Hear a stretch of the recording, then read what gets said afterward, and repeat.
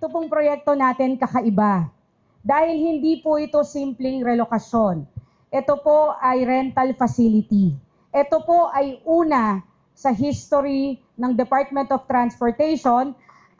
Pinondohan po ito ng Department of Transportation para po masigurado na hindi po madi-displace lahat po ng pamilyang tatamaan. Kumbaga po, kahit po konting may aberya po sa inyo, sinisigurado po ng pamahalaang nasyonal sa pangunguna po ng ating Pangulong Marcos na yung pong standard of living nyo ay maibabalik po namin at mas maisasaayos.